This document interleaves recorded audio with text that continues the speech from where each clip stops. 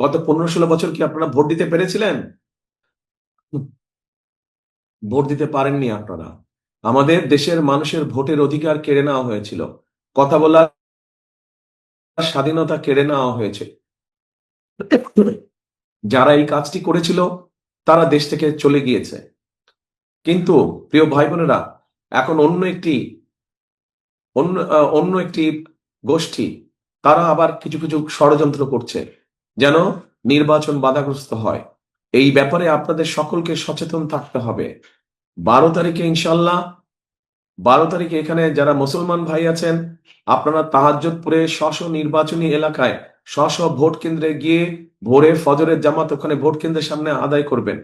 এবং যারা মুসলমান অন্য ধর্মের ভাই বোনেরা আছেন তাদেরকে সাথে নিয়ে যাবেন, যাতে করে সকাল সকাল সবাই ভোট কেন্দ্রের সামনে লাইন দিয়ে দাঁড়াতে পারে, যাতে ভোট দিতে পারেন, আপনারা সঠিকভাবে ভোট দিতে পারেন। এবং শুধু ভোট দিলেই চলবে না, ভোট দিয়ে চলে আসলে চলবে না, ভোট দিয়ে ওখানে থাকতে হবে, যাতে করে আপনার যে ভোটটা আপনি দিলেন এই ভোটের হিসাব কড়াই গন্ডায় বুঝে আনতে হবে।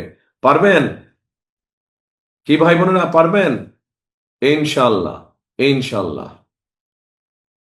প্রিয় ভাই বোনেরা, ইনশাল্লাহ আজকে সময়ের অভাবে আমি আপনাদের পাশে এসে দাঁড়াতে পারিনি। আগামী দিনে ইনশাল্লাহ আপনাদের সামনে আসব, যখন এই বেড়িবাঁধের নির্মাণ কাজ শুরু হবে, এই বড় বড় কাজগুলা শুরু হবে, ইনশাল্লাহ সেই সময় আপনাদের কাছে আসব, সেই সময় আপনাদের সাথে দেখা হবে এবং আপনাদের সামনে সাথে বসে কথা বলবো তখন। আজকে তাহলে এই পর্যন্তই থাক। ইনশাল্লাহ আগামী দিন আপনাদের সাথে সরাসরি দেখা হবে। কিন্তু কথা একটাই, আমি বারে বারে একটা কথা বলি, এই দেশটা আমাদেরকে সবাইকে মিলে মুসলমান সহ অন্য হিন্দু ধর্ম বলেন, বৌদ্ধ ধর্ম বলেন, খ্রিস্টান ধর্ম বলেন, সকল ধর্মের মানুষকে একসাথে থেকে আমাদেরকে এই দেশটা গড়তে হবে। এই দেশটা আমাদের সকলে পরিশ্রম করে গড়ে তুলতে হবে, কারণ এই দেশই আমাদের প্রথম এবং এই দেশই আমাদের শেষ ঠিকানা। সেই জন্যই আমি একটা কথা বলি, করব কাজ, কে ইয়াং ছেলেরা বলো, করব কাজ, গড়ব দেশ। সবার আগে, সবার আগে বাংলাদেশ।